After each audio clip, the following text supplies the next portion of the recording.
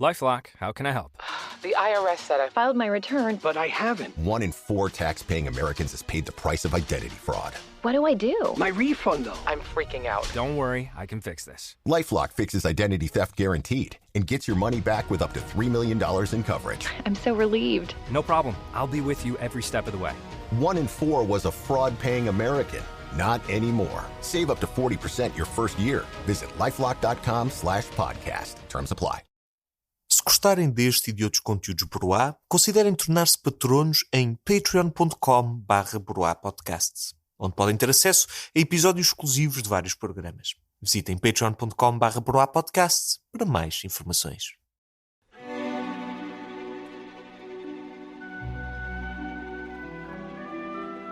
Toronto, 1974. O foco de luz desliza pelo palco, cai sobre as cortinas, demora-se e nada. A música sobe em crescendo. Faz tremer o teatro enquanto a bailarina aguarda quieta na mesma posição, de braços arqueados no ar como duas asas ao vento. E nada. Passam segundos que são uma eternidade. Só agora o público sente a vibração no ar. Algo se passa. A dança continua lá atrás, às escondidas. Uma coreografia de passos apressados e vultos no escuro. Corpos que se tentam empurrar e ganhar espaço. Tudo rasgado. Armas nos bolsos de gabardines. Estilhaços. Os vidros refletem as luzes do palco como um caleidoscópio colorido. Uma porta aberta. Um bailarino invisível num voo de liberdade. É tarde demais. O Império perdeu um dos seus e rosnará de fúria. Esta é a história da Companhia Bolshoi e dos bailarinos soviéticos.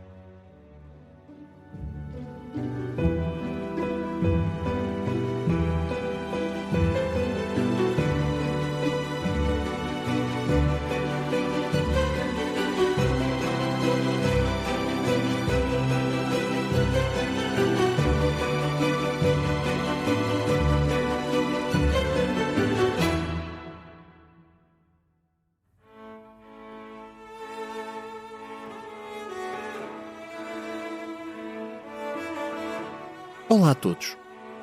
A nossa história de hoje fala de um tema no qual ainda não tocamos no História Obscura. O contraste entre a política e a arte. A velha batalha entre a ideologia de muitos e a expressão artística de cada um. O equilíbrio difícil entre a liberdade individual e a submissão a valores maiores. Tudo começa nos anos 20, na União Soviética. Numa altura em que o país começava a apagar o fogo que o consumia há vários anos. O fervor revolucionário dos bolcheviques, os protagonistas da Revolução de Outubro e da queda da monarquia, e vencedores de uma verdadeira guerra civil, literalmente, transformou-se lentamente no domínio do país sob os auspícios do Partido Comunista. A prioridade era que todos os aspectos da vida soviética estivessem ideologicamente alinhados com o Estado. E um dos setores onde isso era mais importante eram as artes. No início dos anos 30, já no tempo de Stalin, o Partido Comunista Russo aprovou uma estética oficial: o realismo socialista. Todas as formas de arte deveriam representar a vida dos trabalhadores, a luta de classes e os valores da sociedade comunista. Esta seria, nas palavras do Comitê Central do Partido, a única teoria e método de expressão artística conveniente a uma sociedade soviética, obrigando a que todos os artistas se adequem a estes princípios. Já nos anos 40, nascia a chamada Doutrina Zdanov, criada por Andrei Zdanov, o mestre da propaganda, o Joseph Goebbels de Stalin. Esta doutrina estabelecia 3 princípios da arte soviética. Primeiro, deveria ser patriótica sem influências estrangeiras. Segundo, deveria pôr de lado a experimentação e seguir o realismo socialista sem qualquer desvio. E terceiro, o objetivo da arte era enaltecer os ideais soviéticos. Ao pegar no pincel, na caneta ou no instrumento musical, o artista só tinha de obedecer a esta checklist. E se recusasse, podia ser preso ou enviado para o Gulag. Tudo somado, o Partido Comunista reduzira as artes a uma forma de propaganda e os artistas a funcionários públicos. Normalmente, nesta parte da história, seguem-se exemplos de escritores, pintores, poetas ou realizadores de cinema que ora obedeceram às regras, ora rebelaram-se contra elas. Mas parecia só haver duas opções: o conformismo ou a morte. Mas no episódio de hoje, olhamos para uma arte que desafiou todos esses lugares comuns. Uma arte das elites que se tornou a arte das massas. Uma arte que produziu os maiores embaixadores soviéticos, mas também os seus maiores desertores. Uma arte que, ao treinar os seus artistas na coreografia do regime, deu-lhe todas as armas para se rebelarem contra ele. Falamos, claro, do balé. E com esta história tentaremos responder a uma pergunta: como puderam bailarinos e bailarinas, símbolos máximos de elegância e subtileza, ser mais fortes e resistentes que o regime que os queria esmagar?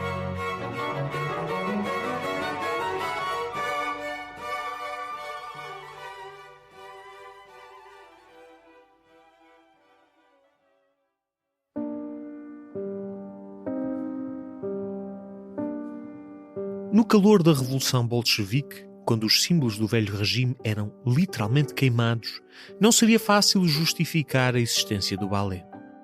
Desde que chegara à Rússia, no início do século XVIII, que o balé crescera de mãos dadas com os imperadores. O primeiro de todos, Pedro o Grande, foi buscar o balé à Europa e misturou-o com danças folclóricas russas.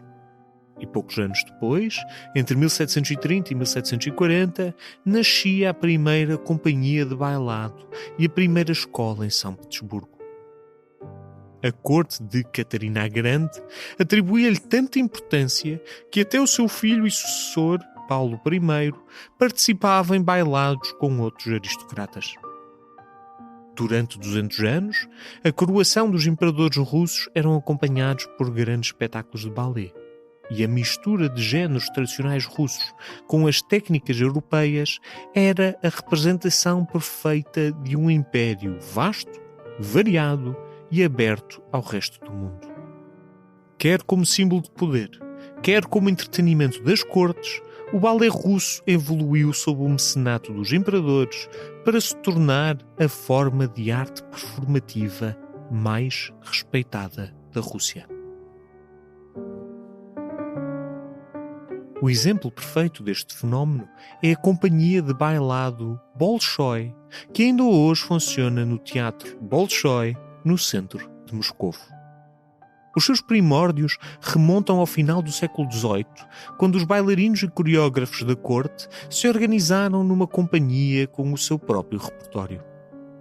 A partir de 1825, começou a funcionar no Teatro Petrovsky, um gigantesco edifício de inspiração neoclássica com escadarias e colunatas de mármore branco e espaço para 2.000 espectadores. Foi aí que os russos viram pela primeira vez grandes bailados como O Lago dos Cisnes, de Tchaikovsky, ou Giselle, composta pelo francês Adolphe Adam. E foi aí que imperadores, czares e aristocratas ouviram as melhores óperas e assistiram aos melhores espetáculos. Por isso, quando os bolcheviques tomaram o poder, o balé russo e a companhia Bolshoi deveriam ter sido o seu cisne negro. No entanto, deu-se um pequeno milagre. O Teatro Bolshoi, o edifício em si, foi usado para muitas das reuniões dos revolucionários. Afinal, era um dos maiores auditórios de Moscou. Foi naquele teatro que, numa noite de 1922, um congresso de milhares de representantes soviéticos dos 4 cantos da Rússia proclamou formalmente a criação da União das Repúblicas Socialistas Soviéticas, mais conhecida como União Soviética ou URSS. Mas uma coisa era o teatro e outro a companhia de bailado, essa velha relíquia dos tempos imperialistas. Valeria a pena acabar com ela? Ou seria possível transformar a arte dos czares na arte do proletariado?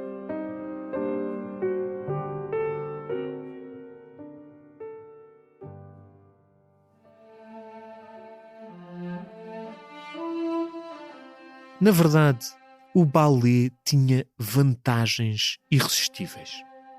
A seguir ao cinema, era a forma de arte que poderia chegar a mais pessoas ao mesmo tempo. Porquê? Porque sendo não verbal e recorrendo à música e ao movimento, podia contar histórias e emocionar todos os públicos, independentemente do seu extrato social ou nível de formação e literacia.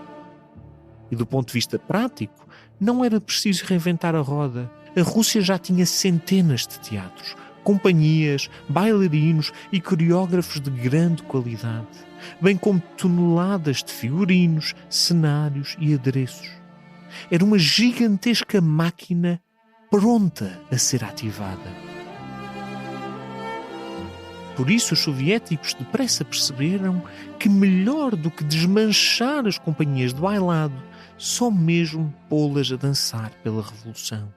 E eu julgo que isto é uma lição que nós raramente vemos na história, em que é muito mais normal destruir todos os símbolos do passado, em que simplesmente perceber, olha, já aqui está a infraestrutura, já aqui estão os mecanismos, vamos só reaproveitá-los. Apressaram-se a nacionalizar os teatros de São Petersburgo e Moscovo, e enquanto os coreógrafos e bailarinos preparavam espetáculos ideologicamente alinhados com o partido, novas políticas culturais garantiram que o ballet chegaria a toda a gente.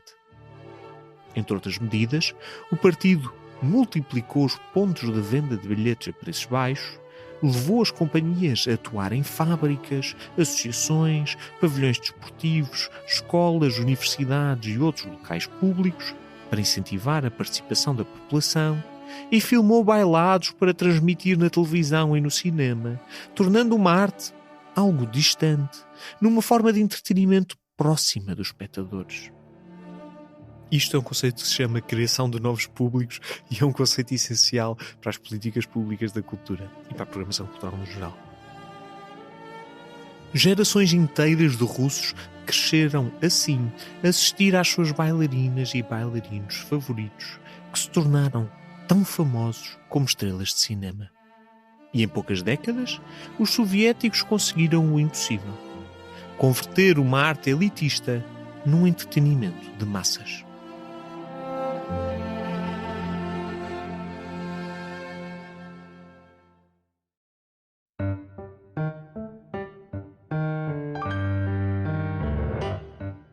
Mas nem tudo eram boas intenções. O objetivo do partido continuava o mesmo: levar a cultura ao povo, sim, mas a cultura certa. Tanto na Companhia Bolshoi como noutros teatros soviéticos, os bailados eram cuidadosamente escolhidos mediante as suas temáticas. Há centenas de exemplos por onde escolher. Em 1927 estreava na Bolshoi a Papoila Vermelha, considerado o primeiro bailado 100% revolucionário, a comovente história de amor entre um marinheiro soviético e a belíssima Tai Shua, cidadã da República Popular da China. 3 anos depois, a Idade Dourada de Shostakovich fazia rir os soviéticos com a história de uma equipa de futebol russa que vai à Europa Ocidental para um campeonato e assiste a uma revolução anticapitalista, como acontece sempre em jogos de futebol.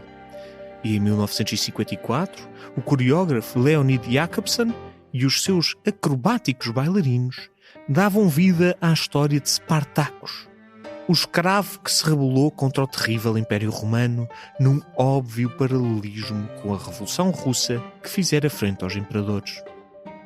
Todos estes espetáculos foram estrondosos sucessos de bilheteira. Mas os criativos que neles trabalhavam corriam o risco de ser censurados ao mínimo desvio. Cada milímetro de expressão artística era cuidadosamente controlado. Conta-se que já nos anos 60, Jacobson fez uma coreografia que pedia ao bailarino que rastejasse no chão em jeito de súplica. Mas o comitê cortou esse segmento do espetáculo. O motivo? Um bom cidadão soviético nunca rasteja. Resumindo, ao contrário do que seria de esperar, o balé floresceu na era soviética. Talvez precisamente por representar a vitória sobre os símbolos do czarismo. Mas os seus coreógrafos e bailarinos depressa pagaram o preço. No fundo, o regime que garantia o seu estrelato era também o regime que limitava as composições, os libretos, as coreografias, os figurinos, as personagens e os temas que podiam utilizar nos seus espetáculos. Tinham as melhores escolas, os melhores teatros, um orçamento quase ilimitado e garantia de casa cheia. Mas ao mínimo sinal de tridimensionalidade narrativa, de experimentação artística ou de desvio ideológico, qualquer bailado poderia ser cancelado, mesmo na véspera de estreia, deitando ao lixo meses e meses de trabalho e dedicação. E, acima de tudo, o balé russo tornou-se fechado sobre si mesmo. Nenhuma influência estrangeira poderia entrar no teatro Bolshoi. E assim, os criativos russos ficavam privados de tocar e dançar os repertórios ingleses, franceses, alemães ou americanos. Ser bailarino na União Soviética era como viver noutra dimensão. Numa única dimensão. Até o dia, claro, em que o partido cometeu um erro terrível. Desobedeceu às suas próprias regras e abriu a União Soviética ao mundo.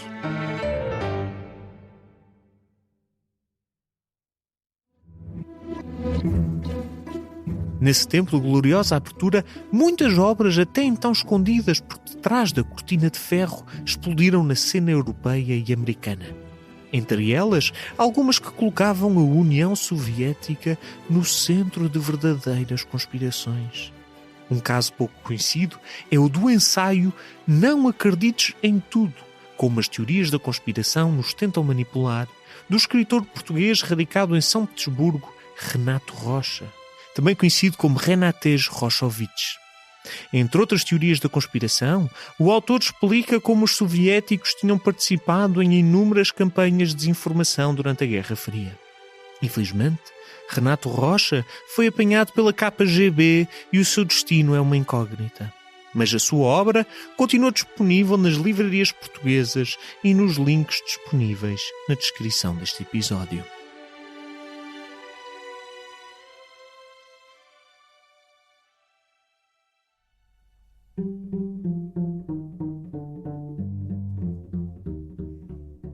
Nova York, 1959. Chegaram os soviéticos. Primeiro Londres, depois Paris, agora vem a conquista da América. O corredor do aeroporto é iluminado pelos flashes de fotógrafos e centenas de pessoas amontoam-se, empurram, competem por um lugar à frente. Lá fora, o motor do avião ainda rosna quando alguém abre as portas. Vem aí. Primeiras mulheres, todas elas lindíssimas, de olhos claros e sorrisos brancos, os seus corpos magros feitos de osso e músculo puro escondidos por pesados casacos de pele. Depois, os homens, verdadeiras esculturas vivas com músculos de mármore e cabelos a flutuar a cada movimento. Movem-se como anjos, como sereias debaixo de água. Quem os espera tinham visto fotografias e filmagens, mas ao vivo é outra coisa. Vem do frio, da ditadura, do regime mais asfixiante do mundo. E, no entanto, aqui estão, sorridentes. Não faz sentido. Quem são estes estranhos seres perfeitos? E por que é que sorriem tanto?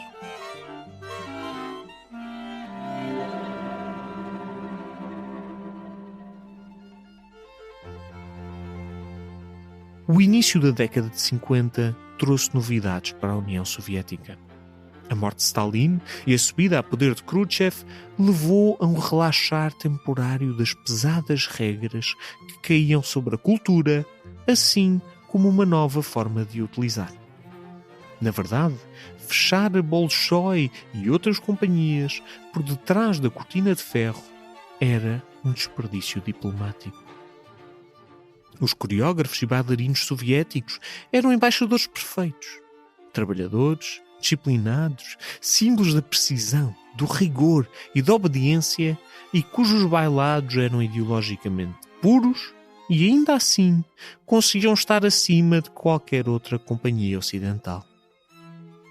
Como podia um regime alegadamente sanguinário e distópico produzir tamanha beleza? E assim, a Bolshoi e outras companhias foram autorizadas a fazer tours no Ocidente, ainda que sob apertadas medidas de segurança e sob a vigilância de guarda-costas e espiões da KGB. Foram recebidos em apoteose. Ao contrário do que acontecia na União Soviética, o balé ocidental, em particular o americano, estava preso aos formalismos do passado. Uma elegante forma de arte de outros tempos que sobrevivia graças às elites. Mas o que dominava o carinho do público era o teatro musical, as danças modernas e o cinema comercial de Hollywood. De repente, ali estava a Bolshoi e os seus bailarinos a interpretar a sua versão de Spartacus ou de Giselle, treinados a expressar emoções e a contar histórias épicas que fizessem palpitar os corações da audiência. O sucesso foi imediato. E para nós, pode ser difícil imaginar o que sentiram aqueles espectadores. Ao sentarem-se na plateia para assistir a uma noite de balé, quem sabe resistindo a um bocejo ou outro, os espectadores eram surpreendidos.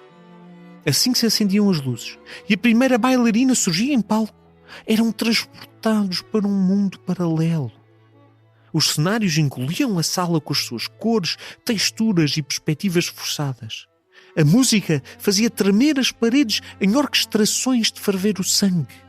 E os bailarinos e bailarinas russas, saltando pelo palco, voando como cisnes ou marchando com a disciplina de soldados de chumbo, expressavam as emoções mais subtis através dos seus corpos atléticos, mas profundamente belos. Pareciam marionetas de um Deus benevolente, esculturas vivas de vidro inquebrável a brilhar a cada movimento. E no final, em vez de bocejar de tédio, os espectadores sentiam as lágrimas correr-lhes pela face. Como era possível? Como podia tamanha beleza e sensibilidade nascer num regime tão brutal? Como podiam aqueles homens e mulheres sobreviver à cortina de ferro e manter a sua pureza? Por tudo isso, enquanto nas salas de espetáculos o público americano dava longas ovações às belíssimas bailarinas russas, nas altas esferas do poder os soviéticos celebravam a vitória diplomática. A União Soviética ganhava no bailado das nações. Quem ousaria desafiá-los?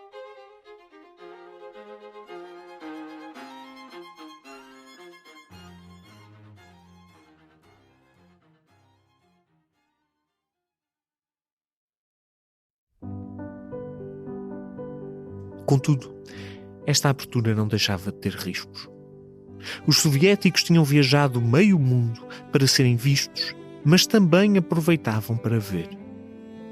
Para aqueles bailarinos, a visita ao Ocidente era a confirmação de tudo o que tinham ouvido. Os americanos podiam não saber dançar tão bem, mas dançavam livremente. Nenhum partido definia o seu repertório. Nenhum membro do comitê despedia bailarinos.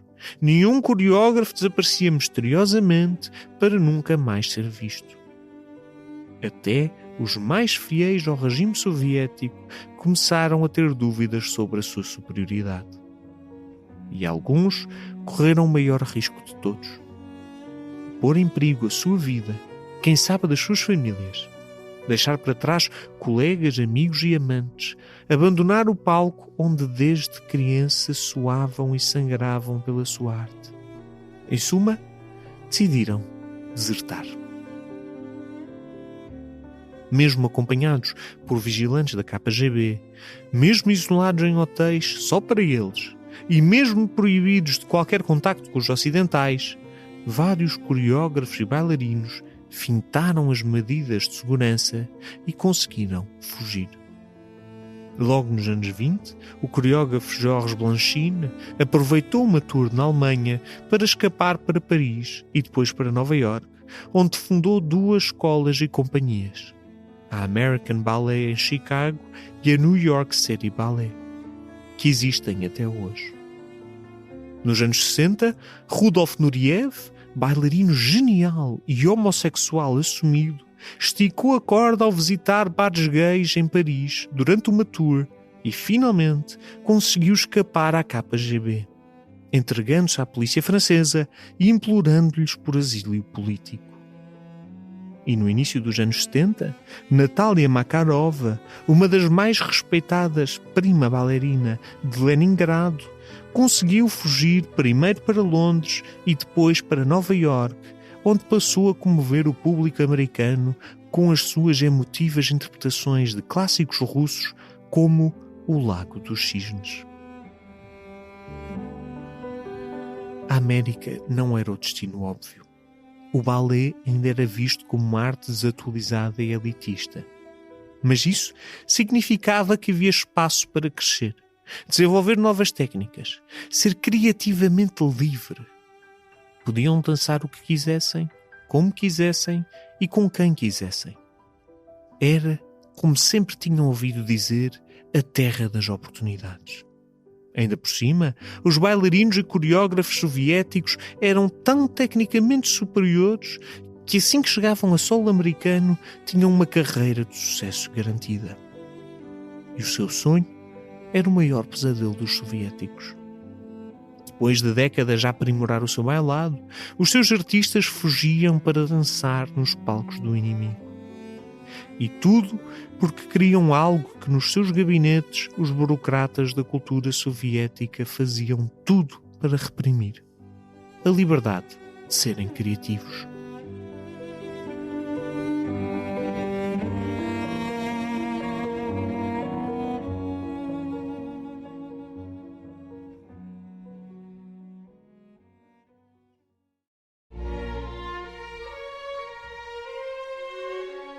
Ninguém personificou melhor a fuga dos bailarinos soviéticos como o bad boy do bailado de Kirov. O seu nome era Mikhail Baryshnikov e o seu percurso teria sido impossível em qualquer outro país. Em plenos anos 60, quando o ballet era já uma opção nacional, Baryshnikov começou a sua formação aos 12 anos. Depois entrou na companhia Kirov, o equivalente à Bolshoi, mas em São Petersburgo, e a partir daí desenvolveu uma invejável carreira de bailarino. Tecnicamente perfeito e portador de um invejável maxilar, sedosos cabelos loiros e desarmantes olhos azuis, um bocadinho como eu próprio, Baryshnikov só tinha um defeito: era baixo, pelo menos para os critérios do bailado russo. Tinha menos de 1,70 m, abaixo do ideal soviético que ficava bem ao lado das beltas bailarinas. Mesmo assim, destacou-se numa série de papéis secundários e trabalhou com os melhores criativos da sua época, incluindo Leonid Jakobson, o tal que fora censurado por pôr bailarinos a rastejar em palco. Contudo, aos 26 anos, começou a sentir a asfixia do regime soviético. Em qualquer lugar do mundo, seria um extraordinário bailarino. Mas ali estava preso aos bailados ideológicos e à espada de Damócles da censura, sempre pronta a cair sobre a sua cabeça. Os seus músculos, sedentos de novidade, retraíam-se limitados por uma coreografia que conhecia de cor. seguindo o exemplo de outros génios antes dele, decidiu fugir. Quando em 1974 seguiu para Toronto com a companhia Bolshoi numa tour pelo Canadá, conseguiu recrutar a ajuda de um jornalista e de colegas bailarinos americanos, fintou os seguranças da KGB e no final de um espetáculo escapou-se pelas traseiras do teatro e seguiu de carro até os Estados Unidos, onde pediu asilo. Mais tarde, diria aos jornalistas que aquele não era um ato político. Acima de tudo, Baryshnikov só queria o que qualquer outro artista desejava: praticar a sua arte livremente. O que seguiu foi quase uma vingança. Baryshnikov não só se tornou um dos bailarinos russos mais reconhecidos do mundo, forçando os soviéticos a passar por mais uma humilhação, como se transformou no símbolo do que a União Soviética mais detestava no Ocidente. Primeiro, suavizou a sua fome de novas experiências artísticas, dançando para todos os coreógrafos americanos que conseguiu encontrar. A seguir, encontrou refúgio no New York City Ballet, onde dançou para Balanchine, tornou-se o par ideal de Natalia Makarova e ajudou a sedimentar a ideia de que os exilados russos eram os maiores bailarinos do mundo. Finalmente, tornou-se diretor criativo do American Ballet Theatre, a primeira de muitas companhias que viria a dirigir, e tudo isto nos seus primeiros 6 anos na América. Quem nunca? Mas mais irritante ainda para os seus ex-mecenas soviéticos terá sido a forma como Baryshnikov expandiu a sua carreira, em particular no cinema e na televisão. Em White Nights, interpretou nada mais, nada menos que o papel de um bailarino russo dissidente, apanhado pela KGB e forçado a regressar aos palcos soviéticos. Na enorme tela de cinema, os americanos viram demonstrar as melhores técnicas do ballet russo. Numa das cenas, consegue 11 piruetas seguidas sem uma única gota de suor, misturadas com as explosões do ritmo e movimento do jazz e das danças modernas americanas. Noutro filme, The Turning Point, deu vida a um bailarino irresistível que fez as delícias da jovem bailarina Emília. Um papel pelo qual foi nomeado para o Oscar e para o Globo de Ouro de melhor ator secundário em 1977.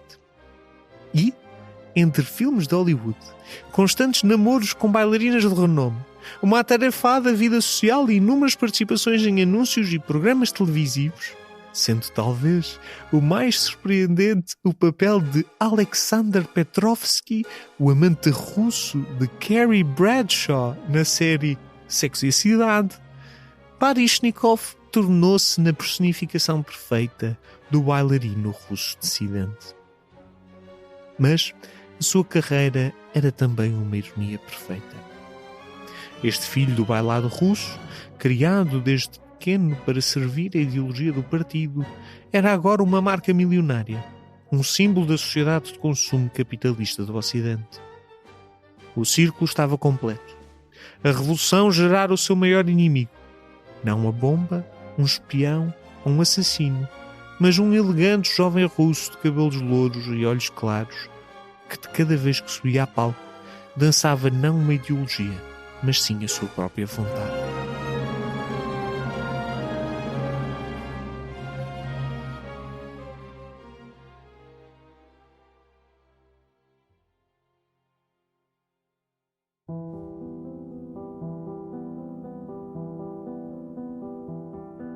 Em 1991, mais de 70 anos depois dos soviéticos decretarem a sua união no velho teatro Bolshoi, o regime caiu por terra. E, no entanto, todo o seu investimento no ballet não foi em vão. A companhia Bolshoi e o seu teatro sobreviveram a mais uma mudança de regime e continuam a ser, atualmente, uma das mais respeitadas instituições do ballet internacional. Tanto Baryshnikov, Makarova, Nureyev e centenas de outros dissidentes continuaram a dançar no Ocidente, sedimentando a superioridade russa. E o balé continuou a ser uma arte de massas, irresistível para milhares de sonhadores. Mesmo na Rússia do século XXI, as escolas russas são das melhores do mundo e o balé é uma das áreas mais competitivas naquele país. Muitas crianças russas não sonham ser jogadores de futebol ou artistas pop. Sonham ser bailarinas. A vitória da arte sobre a ideologia não é surpreendente. A União Soviética criou um paradoxo impossível.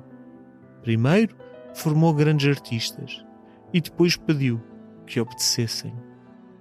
No entanto, foi exatamente a paixão pela arte que levou coreógrafos e bailarinos russos a um sentimento de profunda insatisfação e de asfixia criativa.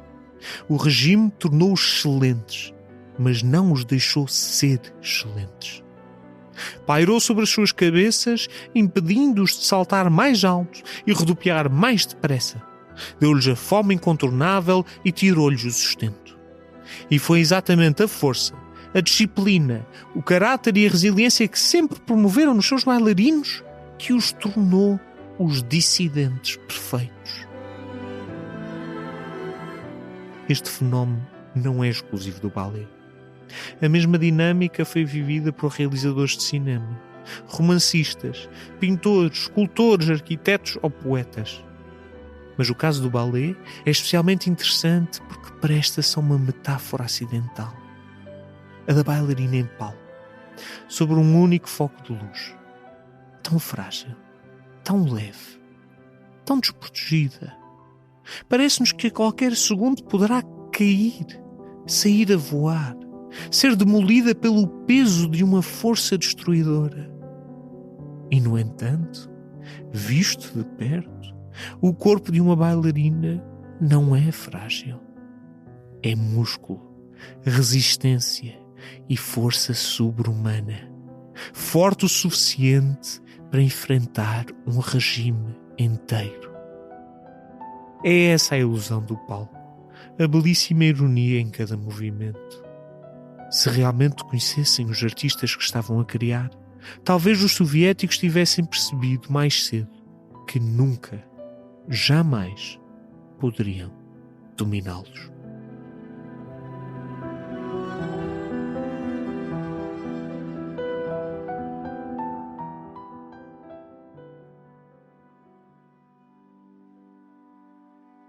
Obrigado a todos por terem ficado connosco mais um episódio. Foi muito giro falar de cultura. É raro, fala-se tantas vezes de morte e de desastres e de violência. Aqui também não falhámos uma certa dose de violência, talvez mais política do que física. E, portanto, foi muito giro dar a conhecer e falar aqui um bocadinho sobre esta temática. E até porque é uma temática engraçada, porque surgiu-me no contexto de um jantar de família. Aí, mais ou menos no dia a seguir à passagem de Ano Novo, acho eu, estávamos todos reunidos para celebrar o início de 2026. Eu sou da geração de 90, portanto eu sou de 94. Os meus pais e o resto da minha família são mais velhos que eu, como seria de esperar. Aquela piada clássica de eu sou o mais novo de três, ambos os meus pais são mais velhos que eu. E às tantas à mesa começou-se a falar especificamente sobre este White Nights, tipo Noites Brancas, que eu acho que em português não se chama Noites Brancas, tem outro nome qualquer, e sobre o papel do Baryshnikov enquanto bailarino, e realmente desta perspectiva do Ocidente, de repente estarmos a ver os bailarinos russos, esta ideia que havia a União Soviética, que era tão distante e tão o império do mal, de certa maneira, e de repente aparecia dali o bailado exímio, lindo, e da mesma forma que nós pensamos nos desertores a serem expostos ao Ocidente, o Ocidente também era exposto a uma Rússia diferente. E havia um intercâmbio, se calhar provavelmente não um intercâmbio voluntário, como podemos imaginar, mas uma troca de universos. E acho que todos nós conhecemos esta perspectiva de pessoas que vêm do leste e que têm um domínio cultural e uma formação cultural, às vezes maiores do que a que nós temos aqui no Ocidente, infelizmente. Se bem que também vem de um passado um bocado mais complicado. Outra coisa que eu também queria acrescentar, sendo da geração de 90, como tinha dito, cresci com a minha mãe a ver o Sexo e a Cidade, e quando comecei a ver esta história E fiquei tipo, espera, esta cara é-me estranhamente familiar. E depois fui ver que o Baryshnikov, que estávamos a trabalhar num episódio sobre dissidentes russos, era o namorado da Carrie, da personagem principal do Sexo e da Cidade. Sinto que completei um ciclo qualquer kármico da minha vida. Estou pronto para subir para outra faceta, tornar-me numa borboleta ou algo assim, porque se já passei do dissidente russo para o Sexo e a Cidade, completei aqui um ciclo qualquer. Próximo episódio, vamos falar também de uma temática muito improvável, porque eu acho que há o mito da neutralidade portuguesa na Segunda Guerra Mundial e que os portugueses não estiveram envolvidos em nada e nós não tivemos nada a ver com a Segunda Guerra Mundial, mas tivemos. E tivemos com um inimigo muito pouco provável. Não foram os alemães, não foram os italianos, mas foram os japoneses em Timor. Próximo episódio, vamos falar da invasão japonesa a Timor na Segunda Guerra Mundial. Vemo-nos lá.